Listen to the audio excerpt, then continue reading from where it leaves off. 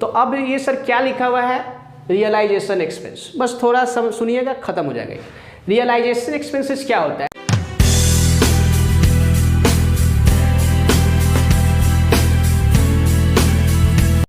Hello guys, फिर से आपका एक बार स्वागत है मेरे चैनल पे। और हम लोग का जो टॉपिक चल रहा था एनपीओ, उसके आज हम लोग लेक्चर नंबर 7 पे आ गए हैं। मेरे पीछे बोर्ड पे क्या लिखा हुआ है, रियलाइजेशन एक्सपेंस। यानी अभी तक जो छोटा बड़ा कॉन्सेप्ट सब सीख के आए थे, अभी पूरा सवाल आपसे नहीं बनेगा, मानते हैं इस चीज़ को। 2-3 दिन में अब जो मेरा सारा बेसिक्स एडजस्टमेंट खत्म हो जाएगा, फिर आप हर क्वेश्चन को आप ट्राई कर पाएंगे, कोई दिक्कत नहीं होगा, यकीन मानिए। तो अब ये सर क्या लिखा हुआ है, रियलाइजेशन एक्सपेंस, बस थोड़ा सुनिएगा खत्म हो जाएगा। रियलाइजेशन एक्सपेंसेस क्या होता है, जैसे जो मेरा प्रोसेस था बुक्स ऑफ अकाउंट्स को क्लोज करने का, तो वो तो एक अकाउंटिंग पॉइंट ऑफ व्यू है कि हम बुक्स को क्लोज कर रहे हैं। यदि हम रियलिटी में बात कीजिएगा तो कुछ डिजोल्यूशन या लिक्विड डिजॉल्व जो फॉर्म जो हम डिजॉल्व कर रहे हैं, उस समय हम एसेट्स को बेचते समय किसी को बुलाना पड़ सकता है, कुछ लीगल फीस देना पड़ सकता है। कोई पार्टनर्स बोलेगा कि सारा जो डिजोल्यूशन का जो प्रोसेस होगा उसको हम कंप्लीट कराएंगे तो हमको कुछ एक्स्ट्रा पैसा चाहिए, यानी पार्टनर्स को जो देंगे रेमुनरेशन, यानी मतलब एफर्ट्स के लिए कि ये आके बंद करवाएगा तो इसको एक्स्ट्रा कुछ मिलना चाहिए। ABC में से C आके डिजोल्यूशन के प्रोसेस को कंप्लीट करवाएगा, जो भी चीज़ रिक्वायरमेंट है, एसेट्स का वैल्यू निकालने का, बेचवाने का, लायबिलिटी को चुकाने का, लीगल फीस, जिस टाइप का भी फीस देना है, वो सब तो एक अलग एस्पेक्ट है कि वो पैसा देना है। दूसरा चीज़, ये सारा काम करवा कौन रहा है, C, तो C को जो देंगे उसको बोला जाएगा रेमुनरेशन, और जो बाकी जो अदर एक्सपेंस हो रहा है वो हो गया एक्सपेंस। ठीक है, देखा जाए तो दोनों एक्सपेंस, रेमुनरेशन प्लस एक्सपेंस जो अदर हो गया जैसे लीगल वगैरह हो गया, ये सारा मिल के बनता है रियलाइजेशन एक्सपेंस। मेरे हिसाब से ये समझ में आ गया। यानी डिजॉल्विंग से रिलेटेड मेरा ये एक्सपेंस को हम रियलाइजेशन एक्सपेंस बोलते हैं। इसमें दो हो गया, एक पार्टनर्स को जो देंगे कि वो आके सारे प्रोसेस को देखेगा, रेमुनरेशन प्लस अदर एक्सपेंसेस, दोनों मिल के बनता है रियलाइजेशन एक्सपेंसेस। सर इसका अकाउंटिंग कैसे होगा, बहुत आसान है। आपको केवल ये देखना है कि ये रियलाइजेशन एक्सपेंस, इसका जन्मदाता कौन है। जन्मदाता मतलब बॉर्न बाय, बियर कौन करेगा इस रियलाइजेशन एक्सपेंसेस को, फर्म बियर करेगा या पार्टनर बियर करेगा। तो क्या कंडीशन आ रहा है, हम यहाँ कंडीशन लिख रहे हैं। पहला कंडीशन लिख रहे हैं बॉर्न बाय, बॉर्न बाय बोल दीजिए, या दूसरा इसका नाम क्या हो सकते हैं, बियर, बियर कौन करेगा इसको। ठीक है, दूसरा पे कौन कर रहा है, पेड बाय। आपके पास यही दिया होगा सिचुएशन सवाल में कि ये रियलाइजेशन एक्सपेंस किससे रिलेटेड है, फर्म से रिलेटेड है कि पार्टनर से रिलेटेड है, क्योंकि दोनों में अकाउंटिंग बदल जाएगा। ठीक है, क्या समझ में आया कि रियलाइजेशन एक्सपेंस सर डिजोल्यूशन से रिलेटेड एक्सपेंस होता है, जिसमें पार्टनर्स अगर आके बंद करवा रहा है तो उसको रेमुनरेशन देंगे, प्लस कुछ अदर एक्सपेंस हो सकता है, नॉर्मल सा चीज़ है। आपको अब ये देखना चाहिए कि ये डिजोल्यूशन एक्सपेंस था किसका। अगर जन्मदाता फर्म है और पे भी फर्म कर रहा है, यानी पैसा खर्चा भी फर्म का है और पेमेंट भी फर्म कर रहा है, तो उसका जर्नलिटी क्या होगा। चूँकि नया नाम से तो अब बचते हैं हम लोग, नया नाम तो यूज करते नहीं हैं, सिंपल देख रहे हैं कि फर्म पे कर रहा है, इसका मतलब फर्म के यहाँ से पैसा जा रहा है, तो टू बैंक हम लिख दिए या टू कैश, जो भी होगा से मान लीजिए 30,000। दूसरा, चूंकि नया नाम से बच रहे हैं, ये सब रियलाइजेशन से रिलेटेड है, इसलिए आपको सिंपल कर देना चाहिए रियलाइजेशन अकाउंट डेबिट। सबसे आसान एंट्री, फर्म का खर्चा, यानी जन्मदाता खर्चा का कौन है, फर्म, फर्म का खर्चा फर्म खुद ही पे किया है, तो रियलाइजेशन एक्सपेंस नहीं लिख दीजिएगा। रियलाइजेशन अगर एक्सपेंस डेबिट कर दीजिएगा तो ध्यान से एक नया लेजर खुल जाएगा रियलाइजेशन एक्सपेंस के नाम से। लेकिन हम डिजोल्यूशन के चैप्टर में हम रियलाइजेशन एक्सपेंस का लेजर नहीं खोले हैं, रियलाइजेशन का लेजर खोले हैं, इसलिए आपको रियलाइजेशन एक्सपेंस का यूज नहीं करना है। ठीक है, मेरे हिसाब से ये समझ में आ गया होगा। दूसरा क्या सिचुएशन, अच्छा नरेशन में लिख देंगे बीइंग रियलाइजेशन एक्सपेंसेस पेड। इसमें अगर सवाल में कुछ नहीं बताया, मतलब दोनों है इसमें, पार्टनर्स का रेमुनरेशन भी इसी में है और लीगल फीस सारा इसी में है चीज़ है। ठीक है, चलिए पहला मेरे हिसाब से क्लियर है। पहला क्या था, born by firm, paid by firm. Entry simple था, हम लिख देते हैं सिंपल एंट्री था। दूसरा क्या हो सकता है, दूसरा रियलाइजेशन एक्सपेंस का जन्मदाता फर्म होगा, बियर कौन करेगा, फर्म करेगा, तो फर्म जब जन्मदाता है तो फर्म का खर्चा होगा, ठीक है। लेकिन अब की बार फर्म का खर्चा फर्म पे किया है, वो तो पहला केस था। अब की बार फर्म का खर्चा है, रियलाइजेशन एक्सपेंस का बियर फर्म ही करेगा, लेकिन इसका पेमेंट पार्टनर कर रहा है। अब उस केस में अगर फर्म का खर्चा पार्टनर पे कर रहा है तो उसके कैपिटल को हमको इंक्रीज करना चाहिए। यानी अभी फर्म के यहाँ से पैसा नहीं गया है, फर्म के बिहाफ में पार्टनर पे कर दिया है, किसी भी टाइप का पेमेंट पार्टनर कर दिया है, तो फर्म को क्या चाहिए कि उसके कैपिटल को इंक्रीज करना चाहिए। यानी फर्म का खर्चा, जन्मदाता फर्म है, पेमेंट कौन किया है? पार्टनर से, मान लीजिए पार्टनर ए किया है, तो इसका जनरेटी क्या होगा? चूंकि फर्म का खर्चा है तो रियलाइजेशन अकाउंट डेबिट होना ही चाहिए।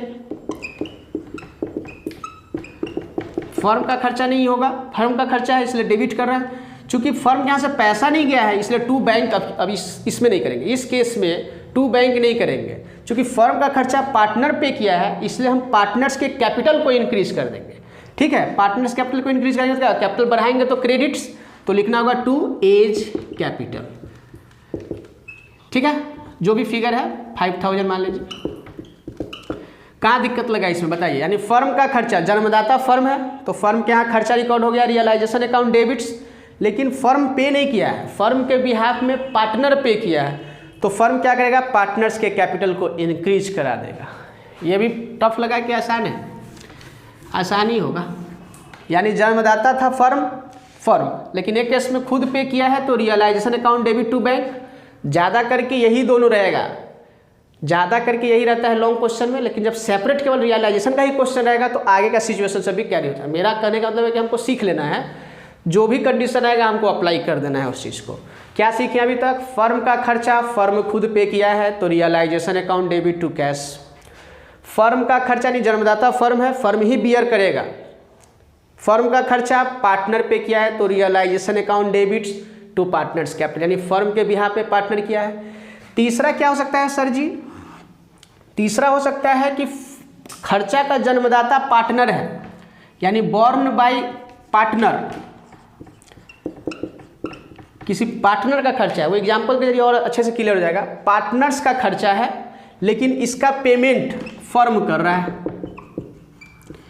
इस केस में फर्म के यहाँ अकाउंटिंग जब करेंगे तो रियलाइजेशन अकाउंट डेबिट नहीं करेंगे, क्योंकि खर्चे का जन्मदाता अब की बार ये बियर जो करने वाला है ये पार्टनर करने वाला है, न कि फर्म करने वाला, यानी रियलाइजेशन अकाउंट डेबिट इस केस में नहीं होगा।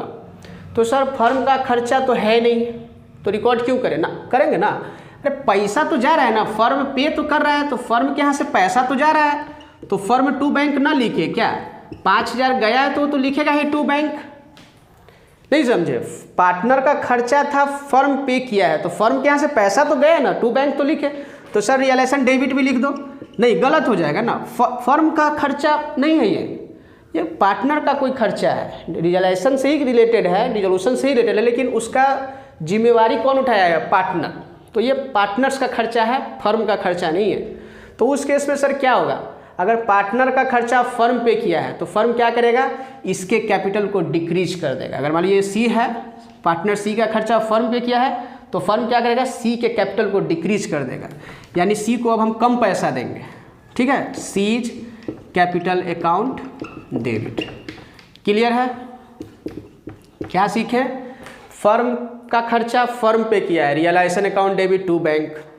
फर्म का खर्चा पार्टनर पे किया है, realisation account debit to H capital. Partner का खर्चा फर्म पे किया है तो यहाँ रियलाइजेशन एक्सपेंस हम रिकॉर्ड नहीं करेंगे, उस केस में हम सी के कैपिटल को डिक्रीज कर देंगे और बैंक मेरे यहाँ से घटा है, बाद में वो एडजस्ट हो जाएगा सी के अकाउंट से। मेरे हिसाब से क्लियर है ये चीज़। फोर्थ क्या हो सकता है सर जी? जन्मदाता भी पार्टनर, यानी पार्टनर का ही खर्चा और पार्टनर ही पे करेगा। उस केस में ना ये फर्म का खर्चा है तो रियलाइजेशन डेबिट करेंगे नहीं, और दूसरे केस में फर्म के यहाँ से ना पैसा जा रहा है तो टू बैंक, यानी इस केस में हमको नो एंट्री करके भगवान को धन्यवाद देना चाहिए कि आसान है नो एंट्री, यानी ना फर्म का खर्चा है ना फर्म पे किया है, यानी कोई पार्टनर का खर्चा था पार्टनर खुद पे कर दिया है। उस केस में हमारे यहाँ पार्टनरशिप फर्म में कोई भी एंट्री करने का रिक्वायरमेंट नहीं है। 4 सिचुएशन पड़े हैं, इसमें देखिए अलग अलग जगह पे होगा, रेमुनेशन डिसोल्यूशन एक्सपेंस दोनों कंबाइन करके दे देगा, अलग अलग दे देगा, ठीक है, कोई दिक्कत नहीं है चारों केस में। सवाल के जरिए देख लेंगे।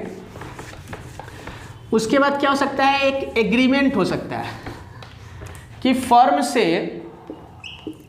सी एग्रीमेंट कर लिया कि डिसोल्यूशन का सारा प्रोसेस हम देख लेंगे, प्रोसेस सारा हम देख लेंगे, ठीक है, जिसमें सारा एक्सपेंस भी हम ही कर देंगे, आप हमको टोटल 50,000 रुपया दे दो। इस 50,000 में दोनों हैं, सी का रेमुनरेशन भी है प्लस अदर एक्सपेंस भी है।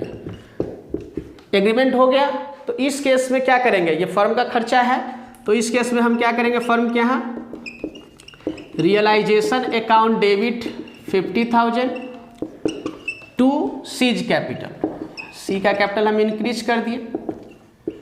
अब एक्चुअल एक्सपेंस क्या हुआ है इग्नोर कर दीजिए। अब एक्चुअल एक्सपेंस हो सकता है वो 70,000 कर दे, तो सर एक्स्ट्रा जो 20,000 कर दिया है सो वो उसका अब खर्चा माना जाएगा। मेरा बात हो गया था, फर्म का बात सी से हो गया था, भैया 50,000 में आप बंद करवा दीजिए, 50,000 से आपका कैपिटल हम इंक्रीज करा दिए, लेकिन खुदा ना खास्ते 10-20,000 ज़्यादा लग गया, तो उस केस में वो फर्म का खर्चा अब नहीं माना जाएगा, क्योंकि मेरा सी से बात हो गया था 50,000। एक्स्ट्रा जो 20,000 दिया गया है वो पार्टनर सी का खर्चा माना जाएगा और सी खुद पे किया है वो एक्स्ट्रा 20,000, इसीलिए अब हमको एक्स्ट्रा 20,000 का गारंटी करने का ज़रूरत नहीं है।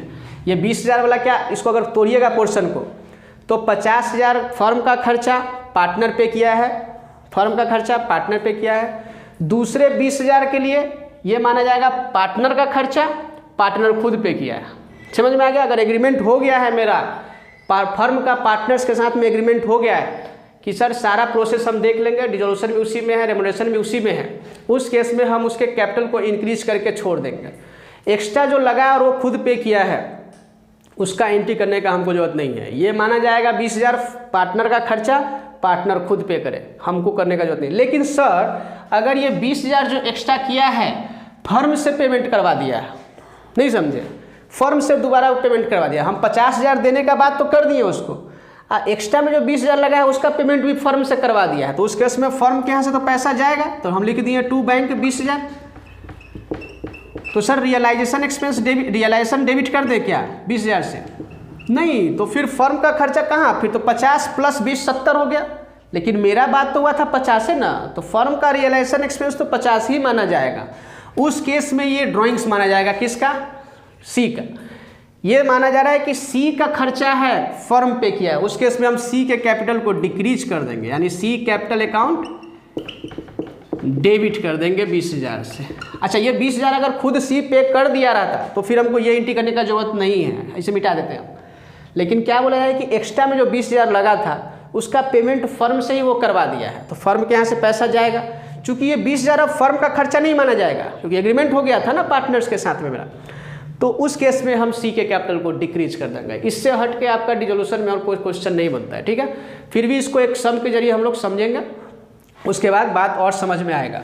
दूसरा चीज़, एक छोटा एडजस्टमेंट और देख लेते हैं, उसके बाद इस पर सम का प्रैक्टिस करेंगे अगले वीडियो में। आज छोटा छोटा कुछ कॉन्सेप्ट देख लेते हैं। बैलेंस शीट्स दिया होगा, ये रियलाइजेशन एक्सपेंस का कॉन्सेप्ट इतना ही है, इसमें और कुछ बड़ा चीज़ नहीं था, और बाकी सब सवाल आप देखिएगा तो क्लियर हो जाएगा। अगर कुछ नहीं दिया हुआ है इसका मतलब फर्म का खर्चा फर्म खुद पे किया हुआ है, खुल के बोल देगा कि born bye partner paid by firm, born by firm paid by firm, born bye partner paid by partner. तो कहाँ कहाँ कब एंट्री करना है वो मेरे हिसाब से क्लियर हो गया होगा। सर बैलेंस शीट्स दिया रहता, मेरा काम है बैलेंस शीट्स को क्लोज करना in the chapter of dissolution. Balance sheets में मान लीजिए इधर आपका दिया हुआ है डेटर्स से 50,000, यहाँ लिखा हुआ है इन्वेस्टमेंट। जो आइटम हम डिस्कस कर चुके हैं वो हम डिस्कस नहीं कर रहे हैं बैलेंस शीट्स में, और आइटम को हम डिस्कस कर चुके हैं। डेफर रेवेन्यू एक्सपेंडिचर का क्या होगा, इधर में जनरली है उसका क्या होगा, कैश बैंक दोनों है उसका क्या होगा, वो सब कर चुके हैं। जो एक्स्ट्रा चीज़ सब है वो हम डिस्कस कर रहे हैं। से मान लीजिए इन्वेस्टमेंट है 1 लाख रुपये का, चूँकि हम एक्सट्रैक्ट बना रहे हैं तो बैलेंस शीट टैली करवाने का हम कोशिश नहीं करेंगे, ठीक है। तो सर इसमें सिखाने क्या वाले हो, तो डेटर्स इन्वेस्टमेंट तो पहले भी लिखा होता था। हम ये बोलना चाहते हैं आपको कि ये जो डेटर्स है, ये जो इन्वेस्टमेंट है, तो कभी कभी क्या होता है ना कि डेटर्स पे हमको लग रहा होता है कि मेरा कुछ पैसा डूब सकता है आने वाले वर्षों में, तो प्रूडेंट कॉन्सेप्ट या कंजर्वेटिज्म के कॉन्सेप्ट में हम क्या करते थे कि फ्यूचर में होने वाले लॉस को हम इस साल में करेंट ईयर में रिकॉर्ड कर लेते थे, ताकि चूंकि ये डेटर्स तो जो जनरेट हुआ है वो करेंट ईयर के सेल्स से जनरेट हुआ होगा और आने वाले वर्षों में पैसा डूबने वाला है, इसलिए प्रूडेंट के बेसिस पे हम लॉस को रिकॉर्ड करते थे। तो क्या एंट्री करते थे, profit and loss account debit, ऐसे प्रॉफिट एंड लॉस बनता था, ठीक है। यहाँ लिखते थे to provision for bad and doubtful debts. इससे क्या होता था, मेरा प्रॉफिट से मान लीजिए 5% या 10% डूबने का डर है, से 5000, तो इससे आप प्रॉफिट्स तो कम कर दिए कि आपको लग रहा था कि सर भविष्य मेरा इतना पैसा डूब सकता है, उसका लॉस को आज ही रिकॉर्ड कर दिए, लेकिन वाकई में पैसा तो डूबा नहीं है, पैसा तो बैड डेब्ट्स के चलते डूबता है, इसलिए हम डेटर घटाते नहीं हैं। डेटर्स तो मेरा 50,000 का ही रहेगा जब तक कि वो वाकई में डूब नहीं जाता है। तो इसके लिखने का दो तरीका है, या तो आप प्रोविजन फॉर डेटर्स को इधर लिख लो बैलेंस शीट्स में, provision for bad and doubtful debts 5000, या दूसरा तरीका हो सकता है यहाँ लेस करके आपको अंदर में दिखाना चाहिए, less provision for doubtful debts 5000, बाहर में आ जाएगा 45,000। कोई आपसे पूछेगा कि डेटर्स दोनों में से कोई एक ही करेंगे भैया, दोनों में से कोई एक ही किया जाएगा, ठीक है। हम कह रहे हैं इसको मिटा देते हैं, नहीं इसको मिटा दीजिए, दोनों में दोनों सही है। हम ये बोलना चाहते हैं कि ये पैसा कोई डूब नहीं गया, हमको लग रहा था कि आने वाले वर्षों में डूब सकता है, तो उसके लिए हम प्रोविजन बना के बैठे हुए थे। लेकिन जब इसका हम यहाँ ध्यान रखिए, in the chapter of dissolution हमको हर लेजर को क्लोज करना है, क्या होता है नहीं होता है ये सीख जाइएगा धीरे धीरे। बट मेरे कहने का मतलब क्या होता है, ये अभी करीब बैलेंस शीट्स में दिख रहा है तो ये मत समझिए कि ये एसेट साइड में दिख रहा है तो इसका डेबिट बैलेंस है ना, ये इधर में जुड़ नहीं रहा है बल्कि डेटर में से घट के दिख रहा है। इसका मतलब देखिए यहाँ जर्नल एंट्री क्या हुआ था, profit and loss account debit to provision for debtor, यानी इसको हम क्रेडिट किए हैं जर्नल एंट्री में, तो इसका लेजर क्लोज करने के लिए आपको क्या करना होगा, डेबिट करना होगा, प्रोविजन फॉर डेटर्स या provision for bad and doubtful debtors account debit. अब जाके इसका लेजर क्लोज हुआ है तो कहाँ भेजा जाएगा, टू रियलाइजेशन में। समझ में आ गया, यानी यहाँ लेजर ओपन किए थे क्रेडिट, यहाँ लेजर ओपन किए हैं तो डेबिट। क्या सीखे सर जी, हम ये सीखे हैं कि अगर एसेट्स के साथ में कोई प्रोविजन का खाता लिंक है तो हम रियलाइजेशन अकाउंट में जैसे एसेट्स को भेज के इसका खाता क्लोज करते हैं। चूंकि ये डेबिट बैलेंस है तो इसको क्रेडिट करना पड़ा था टू डेटर्स को, कितने से 50,000 से। भाई जितने से है उतने ही से क्रेडिट किया जाएगा तो इसका लेजर क्लोज होगा, नहीं तो इसका लेजर क्लोज नहीं होगा अगर दूसरे फिगर से कीजिएगा तो। दूसरा, इसका चूंकि क्रेडिट बैलेंस था तो इसका खाता क्लोज करने के लिए आपको डेबिट करना होगा, यानी provision for bad and doubtful account debit to realisation, यानी बाई लिखना होगा, by provision for bad and doubtful debts जो भी है, यानी इसको इधर लाना होगा रियलाइजेशन अकाउंट। दूसरा, अगर सर यहाँ नहीं लिखा होता, ये यहाँ लिखा होता provision for bad and doubtful debts, तो भी सेम ट्रीटमेंट मतलब डेटर्स को गायब करने के लिए फील्ड में ऐसे ले जाइए, उससे रिलेटेड प्रोविजन को इधर ले जाइए। इससे क्या होगा, डेटर्स का लेजर क्लोज, प्रोविजन का लेजर भी क्लोज हो गया 5000 से। बाद में जब सवाल में रहेगा तो और कॉन्सेप्ट क्लियर हो जाए कि अब क्या सीखे यहाँ पर। अभी तो डेटर्स के साथ में प्रोविजन लिंक था, वैसे ही क्या होता है कि हम इन्वेस्टमेंट, जो मेरा बैलेंस शीट्स में इन्वेस्टमेंट था, से मान लीजिए 5 लाख का, तो इन इन्वेस्टमेंट्स में उतार चढ़ाव होते रहता है। इस उतार चढ़ाव से बचने के लिए हम एक रिजर्व बना के चलते हैं जिसका नाम होता है इन्वेस्टमेंट फ्लक्चुएशन रिजर्व, ठीक है। यानी ये भी अपने प्रॉफिट्स में से मान लीजिए कुछ 1 लाख रुपया हम लोग अलग कर रखे थे, तो जनरल एंट्री क्या हुआ होगा, profit and loss account debit, अप्रो हो सकता है बाद में, टू इन्वेस्टमेंट फ्लक्चुएशन रिजर्व। इससे क्या हुआ है, देखिए इसका क्रेडिट बैलेंस है, इसीलिए क्रेडिट साइड में शो हो रहा है, मतलब बैलेंस शीट्स के इस साइड में, लायबिलिटी साइड में शो हो रहा है। यानी एसेट्स से रिलेटेड प्रोविजन, एसेट्स से रिलेटेड रिजर्व, अगर एसेट्स को आप फील्ड में भेजे हैं तो उससे रिलेटेड रिजर्व और प्रोविजन को भी आपको फील्ड में भेजना चाहिए। खाली रिजर्व रहता है तब सर किसी एसेट के साथ में लिंक नहीं रहता, से जनरल रिजर्व किसी एसेट के साथ में लिंक नहीं है, तब डायरेक्ट आप इसको कैपिटल अकाउंट में डिस्ट्रीब्यूट कर देते थे, तब उसको आपको रियलाइजेशन अकाउंट में भेजने का जरूरत नहीं पड़ता था। यहाँ भेजने का जरूरत हमको इसलिए पड़ रहा है क्योंकि ये किसी एसेट के साथ में लिंक है, provision for debtors, investment fluctuation reserve investment के साथ में लिंक है। यानी क्या सीख रहे हैं अभी एक एडजस्टमेंट में कि अगर कोई रिजर्व या प्रोविजन एसेट्स के साथ में लिंक है तो अगर आप एसेट्स को रियलाइजेशन में ट्रांसफ़र कर रहे हैं, जैसे 2 डेटर्स किया वैसे 2 इन्वेस्टमेंट कर रहे हैं।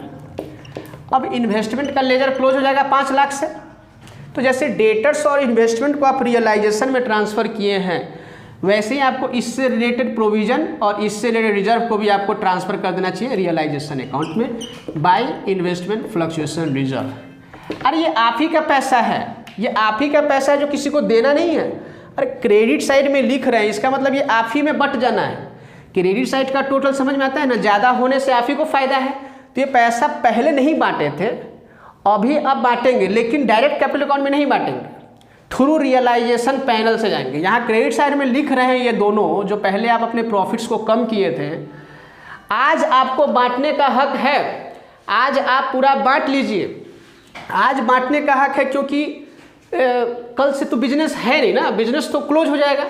तो लेकिन डायरेक्ट आपको कैपिटल अकाउंट में नहीं बांटना है इसको, क्योंकि ये एसेट्स के साथ में लिंक है, इसीलिए आपको रियलाइजेशन के चैनल के थ्रू जाना पड़ेगा। बस यही एक पॉइंट इसमें रह गया है, ठीक है। और ये आएगा जब सवाल में आएगा तो वहाँ और अच्छे से क्लियर हो जाएगा। अभी क्या सीखे, एसेट्स को सर जी रियलाइजेशन में ट्रांसफ़र कर रहे हैं तो उससे रिलेटेड लिंक होगा अगर प्रोविजन या रिजर्व का, तो उसको भी आपको रियलाइजेशन के उल्टा हाथ में ट्रांसफ़र कर देना है। चूँकि इसका क्रेडिट बैलेंस होता है तो इसको खाता क्लोज करने के लिए इसको डेबिट करना होगा, इसका डेबिट बैलेंस होता है इसलिए इसका खाता क्लोज करने के लिए इसको क्रेडिट करना होगा। मेरे हिसाब से ये समझ में आ गया होगा। फिर भी अगर क्लियर नहीं होगा तो वो सम के साथ में हम क्लियर करेंगे।